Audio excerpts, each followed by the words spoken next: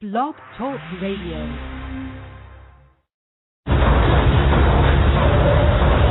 You are about to enter the analysis zone, where political correctness is non-existent, where critical thinking skills are required, and conservative common sense reigns supreme. And now, broadcasting live from Next Gen Conservative Central Command, it's the Whitfield Analysis. And your host is Sam Whitfield.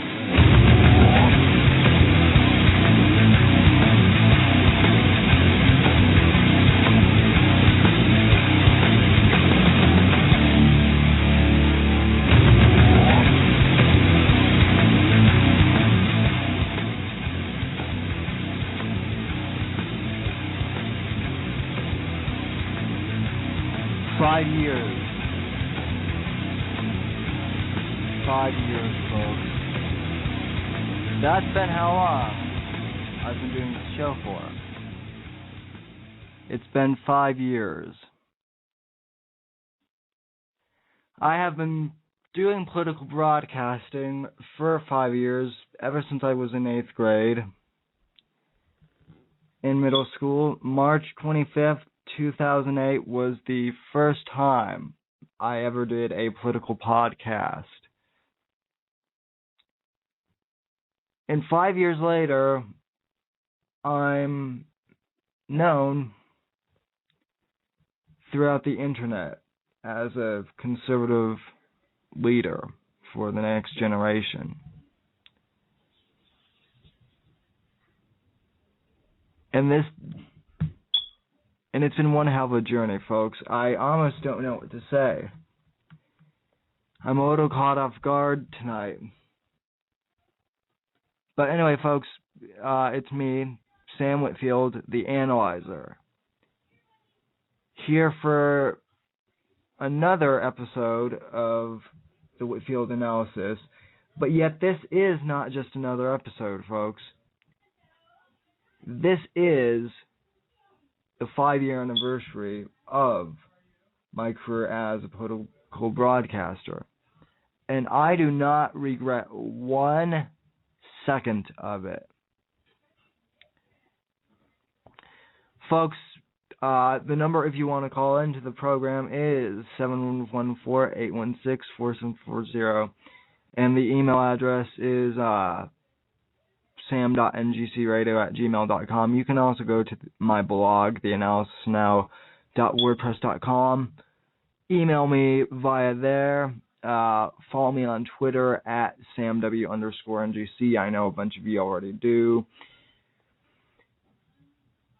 Folks, it's just amazing to think that I started this whole thing 5 years ago when I was an 8th grader, and my voice did not sound like this when I first started. I've been trying to find the original audio of my podcast. I wanted to play my original show for you all so bad. My voice was, come on, I was in 8th grade, I was still in middle school. My voice, I was still practically a kid when I started my show, and I sound like one too. And now, people tell me I have a very deep voice for my age. And, in fact, I sound like a man. People have seriously confused me for the man of the house sometimes when I pick up the phone. Is Mr. Whitfield here? Yeah, but you want to speak to my dad. Seriously. But anyway, folks, it's been one hell of a journey, and I want to thank all of you who either may be listening for the first time or have been listening for years, since the beginning. I want to thank you all for supporting me.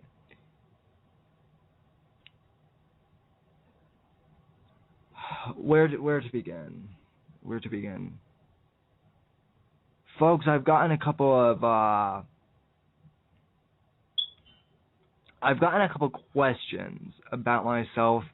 I've been promoting this thing all over Twitter. I'm going to promote it once more, though, so hold on a sec. I'm just going to tweet this link to my show. But in the meantime, call in 714-816-4740. I'm not even looking at the switchboard where I get that number. I can read that number off the top of my head. In fact, embarrassingly, I think I once gave that number out to a girl once, even though I don't even live in the 714 area code.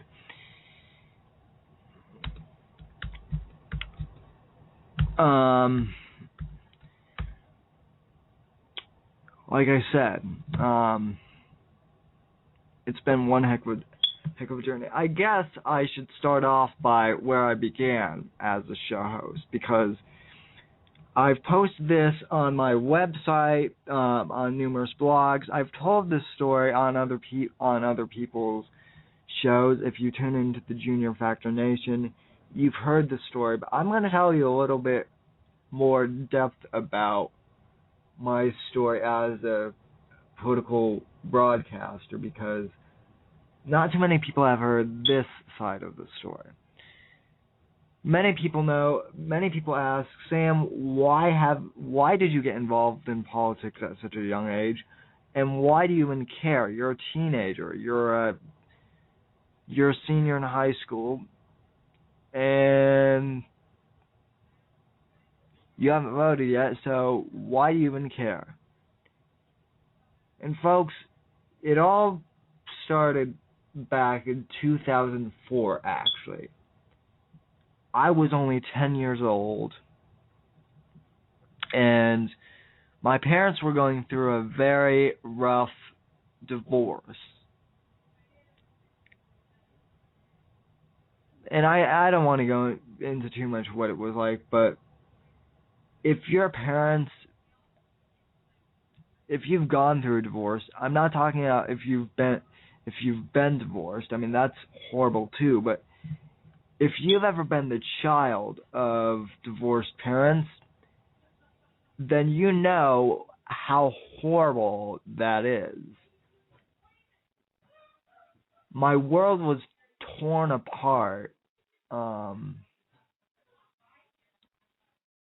I was really, I don't have any biological siblings, or at least at the time I didn't. I have one half sister now from my stepmother, but at the time I had no siblings. I didn't even have any step siblings. It was just me. I was 9 years old, and as most of you know, I'm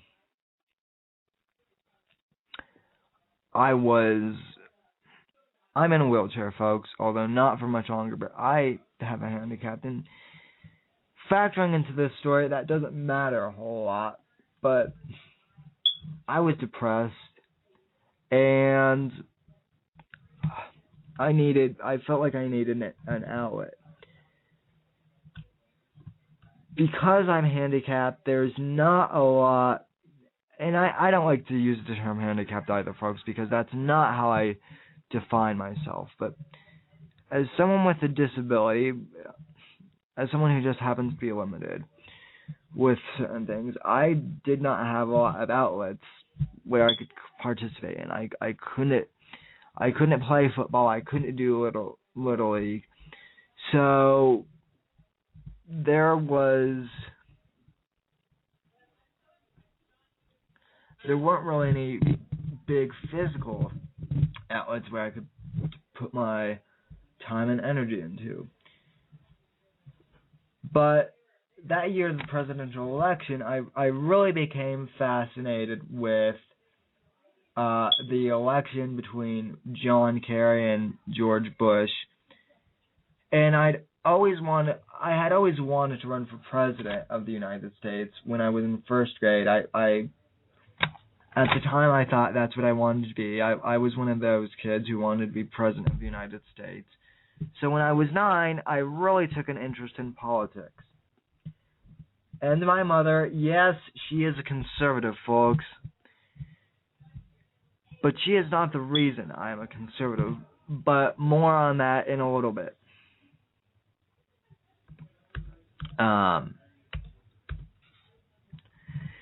She was listening to Rush Limbaugh one night. Or no, she was listening to Hugh Hewitt, actually, one night. Hugh Hewitt was the first show host.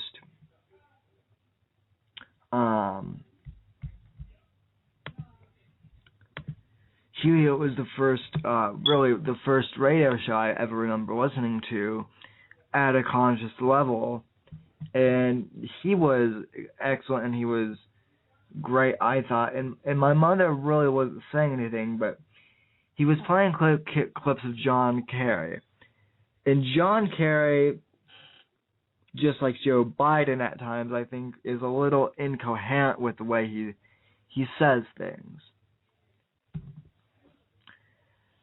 And so I'm listening to Hugh Hewitt, and I'm like, I know I'm only 10 years old, but I agree with lots of this stuff that he says.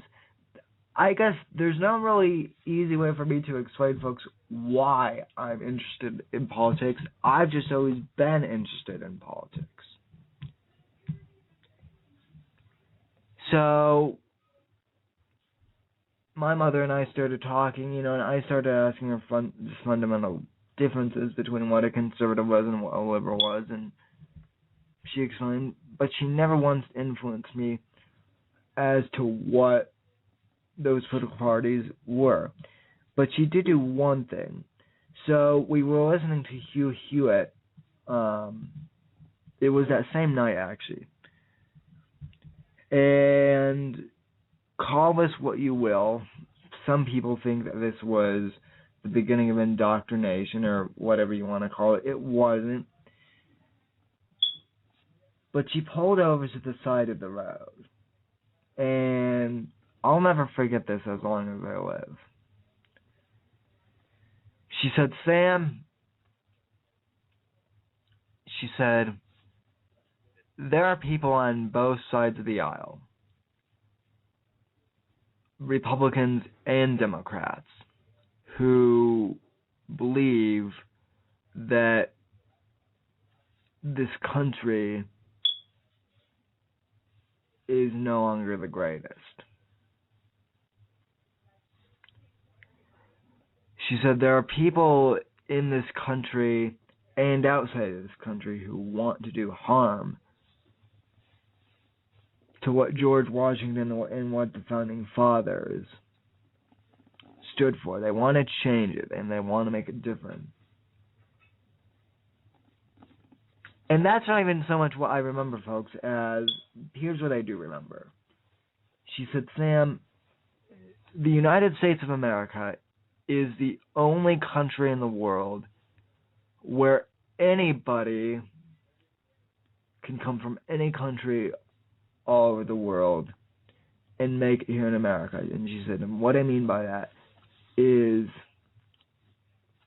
she said, your grandparents on my side of the family from Italy and your grandparents on your dad's side of the family from Ireland, they both were very poor in their countries.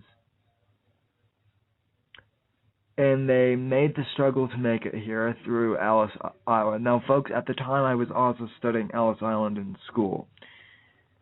And she said, and they made that struggle through Ellis Island. At least my side of the family did. And they worked hard. They burned the midnight oil, so to speak. And they achieved great things here in America. But they had to work hard for it, Sam. And Sam, this may come as a shock to you, but there are people elsewhere in the world who think that because you're in a wheelchair, you can't do anything.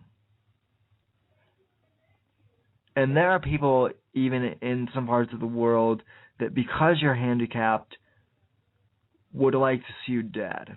Now, folks, this was an eye-opener to me. And so she said, so Sam, I will want you to know that this country is truly the country where anyone can succeed. And I hope you appreciate that and understand that. Well, that stuck with me. That stuck with me for... I've been in politics now, I've been interested in politics, folks, for almost 10 years now. So that's stuck with me for a decade, folks. It still sticks with me today. This country is the only country in the world where anyone can become successful. Think about that, folks. Think about that for a moment. Now, fast forward a couple of years. So that was in 2004. So, and then I started listening to Rush Limbaugh later that year. And I don't know if it was Rush's voice or something or what it was, but I mean, Rush just seems like the coolest cat in the house. He still does, folks. He still seems like the coolest cat in the house. He is. And I started listening to him, and I really, really loved him. And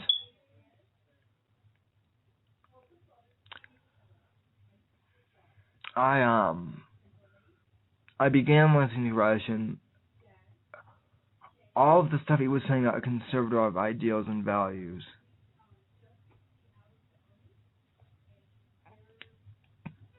they've really stuck to me, folks. The idea of personal responsibility and fiscal conservatism and doing things for yourself, that's what speaks to me at the end of the day about conservatism, folks. Because let me offer you a little bit of perspective.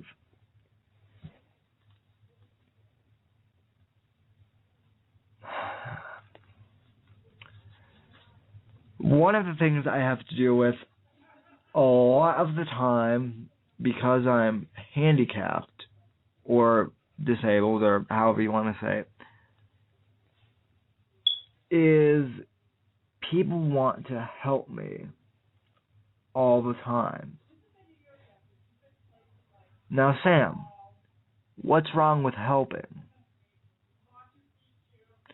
Nothing, folks.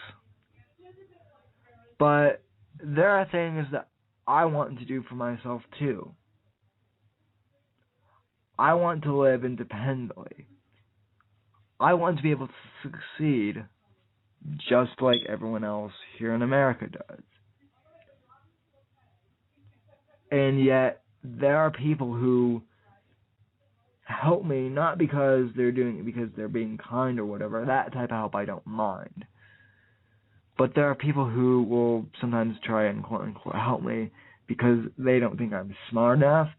They think that because I'm handicapped, I'm dumb.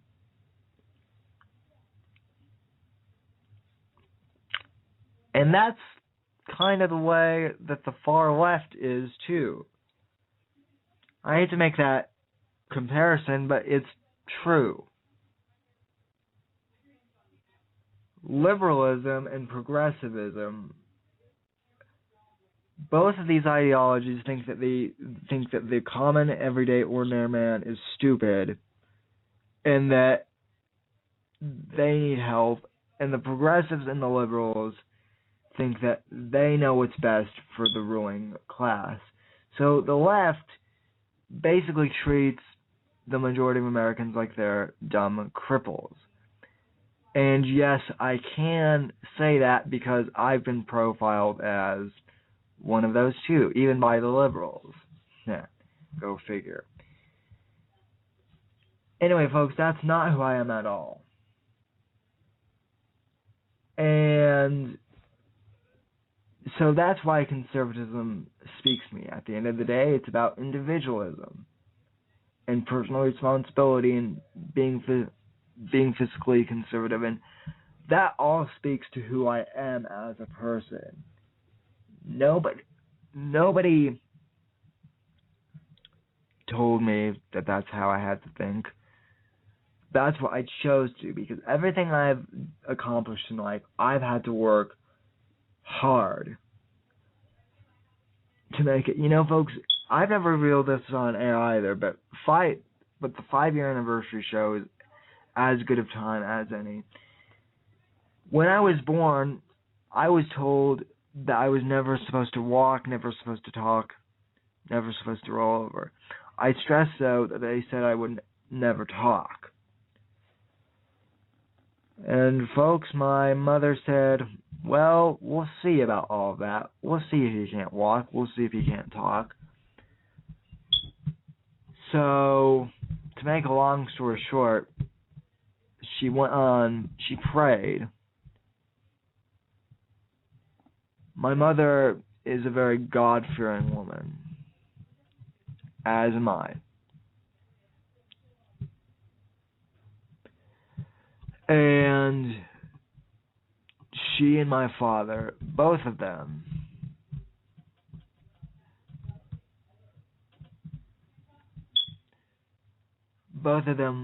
did tons of research, and they found the best speech therapist around, whose name I will keep anonymous.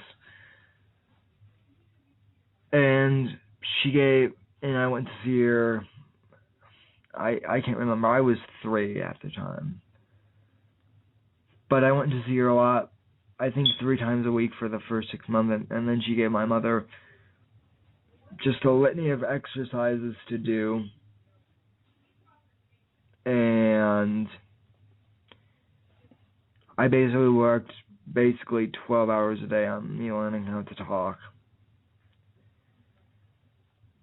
And long story short, before I turned 4, I was tested, and I was speaking at a normal 3-year-old level. And kind of the rest with that is history, folks. But getting back to me as a talk show host. So, basically, everything I've done physically, like walking, talking, and whatnot, I had to work 10 times harder to learn how to do. So personal responsibility and fiscal conservatism and individualism really speaks to me. Well, folks, around 2008, when Barack Obama came onto the scene, there was no one for the youth talking about the conservative values and outlining what they were for the younger generation of Americans. And folks, I had been listening to Rush Limbaugh and Hugh Hewitt. Those were mainly the two I had been listening to for. I'd been listening to those two for 3 years at that point, consistently, and so I began to understand conservative values and conservative talk radio through those two, primarily, and I'd read the Constitution and whatnot too, so I had a very clear understanding of what the conservative values were. And I was frustrated that none of the shows were really targeted at my generation. Rush Limbaugh, to me, he was cool. To me, he's a badass, but he's on from noon to 3, and how many teenagers listen to him? I don't listen to Rush Limbaugh live, by the way. I subscribe to his podcast. But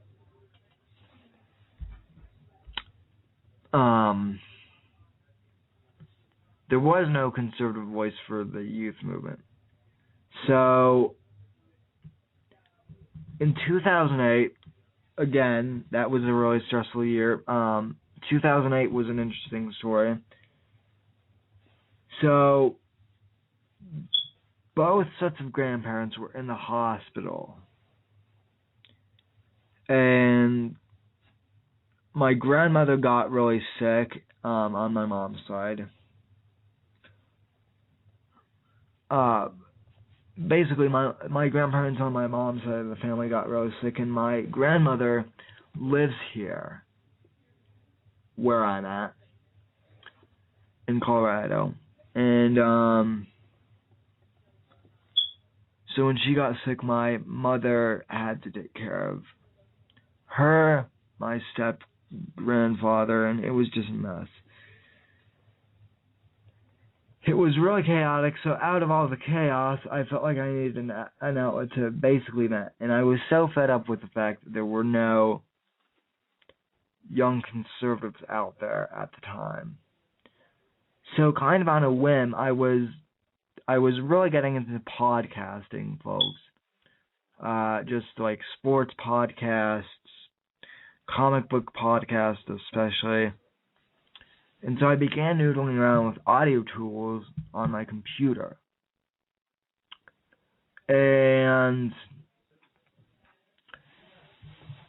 one night out of the blue, and that night happened to be March 25th, 2008, I said, I'm really frustrated that there's no conservative voice for the youth, so what the heck, I'm just going to boot up my computer's audio software and basically do my best Rush Limbaugh impersonation. Now, folks, my first radio show only lasted for 15 minutes, and it was pre-recorded. The live podcast only came out like a couple of years ago, folks. I think Blog Talk Radio was around in 2008, but it didn't, I don't think that was when it created it. It didn't really become big until 2010 or something, which was when I started using it. Anyway, though, I digress. So podcasting, what we used to have to do, folks, I'm going to sound like an old fogey here, is we would upload, we would record shows on our computers. I'm talking about the podcasting community as a whole. Some people still do it this way. You record the audio on your computer in an audio editing program like GarageBand or Audacity. I used Audacity for my first couple shows. And then you would upload it to a host like Podomatic.com, or my first podcast host was Podbean. And then that would be how it would be syndicated. And on some of the freebie accounts, you could only have ones that were limited to 15 to 20 minutes, which was how the original episodes of my show went. So my first broadcast was 15 minutes, and I uploaded it to Podbean, and I sent it to my mother and just asked her to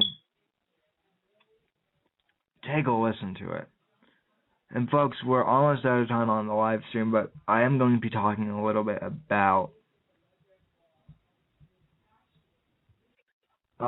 this a little bit more, but I uploaded it to Podbean, sent her the link, and she took a look at it, and folks, I gotta tell you, I didn't think my first radio show was very good.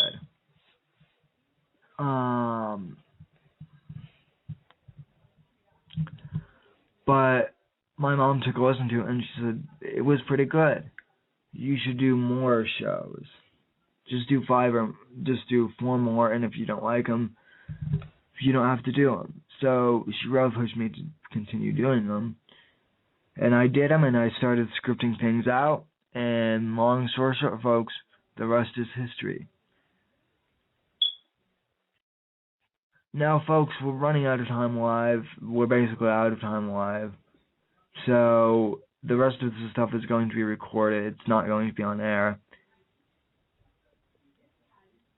Okay, folks, now we're doing the recorded segment. Long story short, though, folks,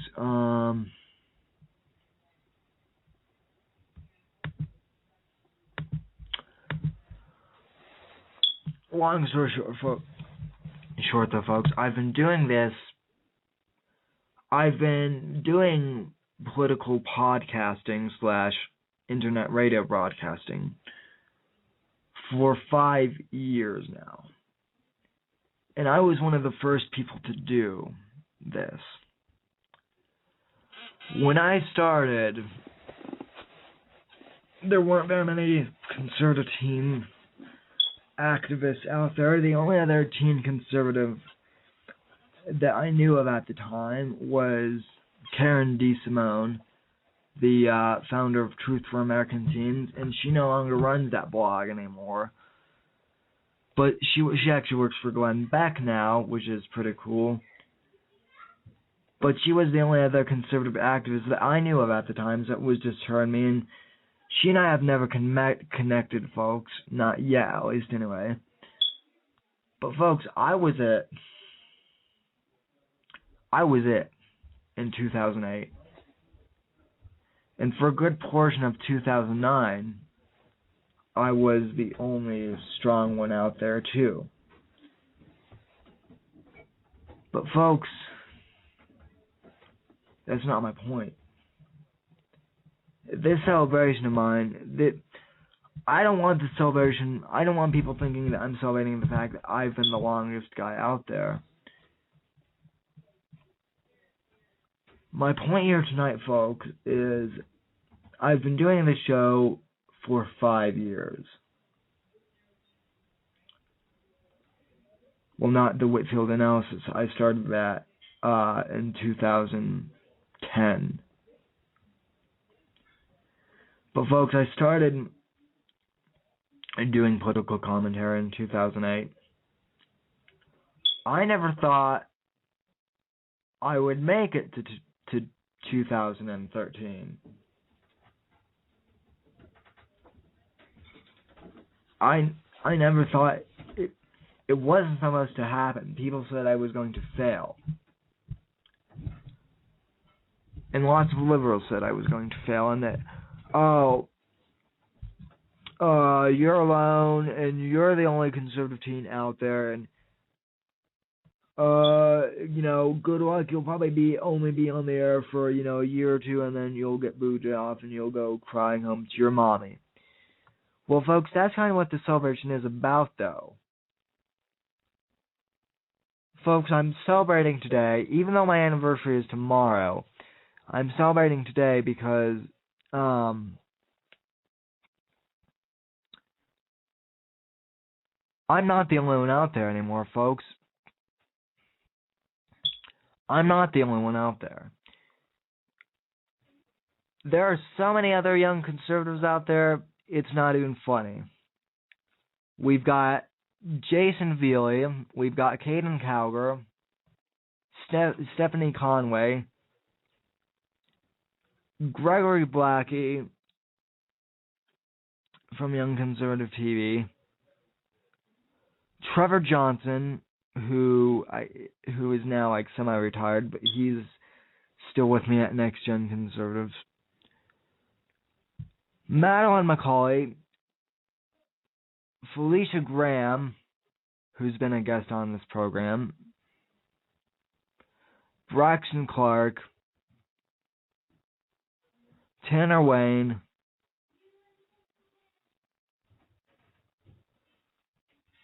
and there are a whole bunch of others, folks.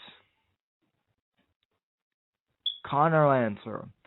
I'm just naming a few of the young conservatives that I've ran into over the past couple years.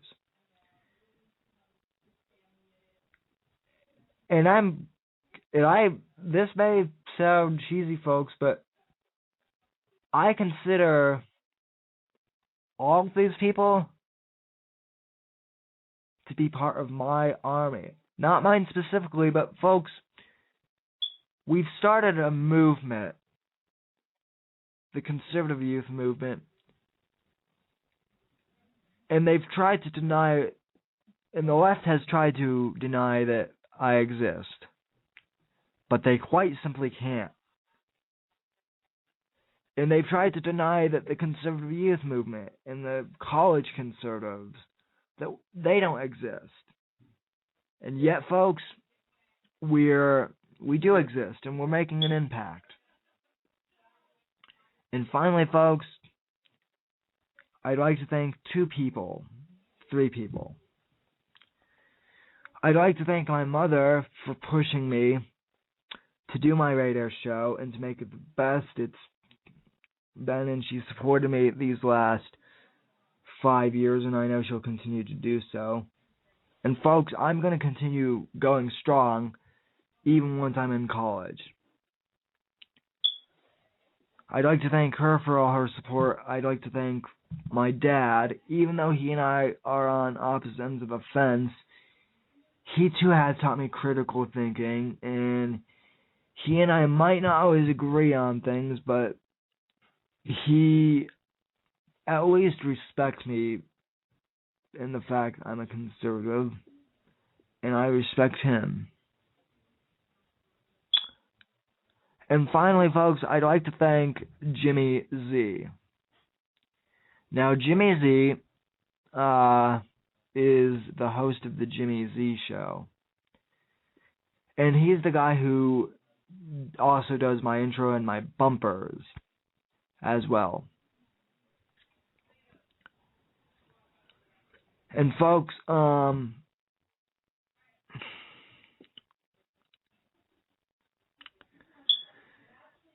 Jimmy, there are two mentors. Jimmy is the Indian student. Jimmy Z, I've only actually met him. I only actually met him this year, but he was doing his show long before I was.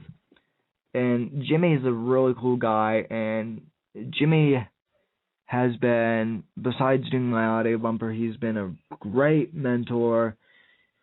Whenever I have a question about talk radio, which I still do, even if about hosting talk radio,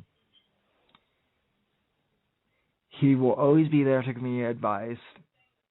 He and I will even just say hi to each other on Facebook. He's a really great guy. Jimmy, I want to thank you for all your support. I'm hoping to have you on the show one of these days soon, my friend. So please, ping me and let's make this happen sometime. Diane Student, I know we don't talk a lot much anymore, but Diane was one of the first hosts to really welcome me to Blog Talk Radio. She is the host of the Freedom Wings show.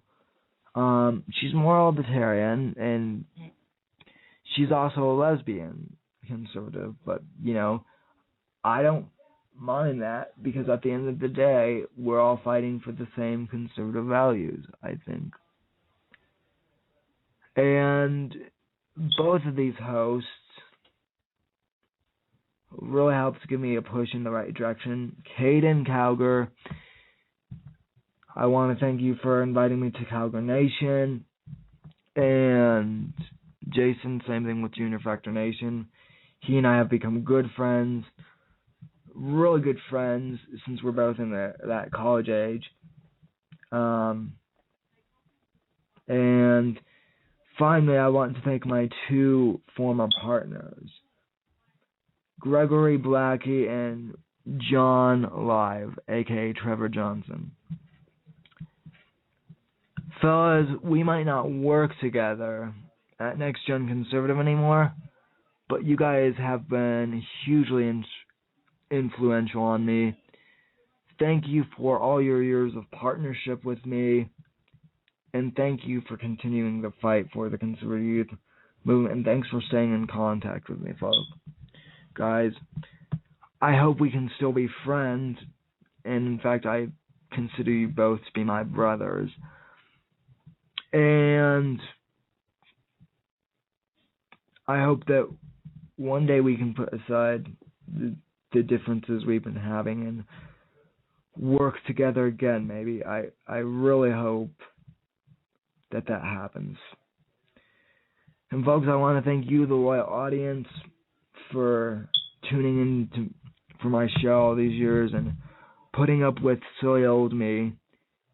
And folks, thank you for joining me tonight. And I'll be on vacation next week, so I won't be broadcasting live, but I'm going to try and do a pre-recorded show, maybe on Wednesday or something like that.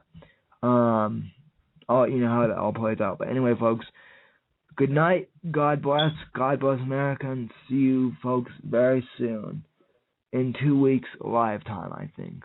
Anyway, folks, good night, God bless, and this is the Whitfield Analysis, and thank you for tuning in, folks. Good night.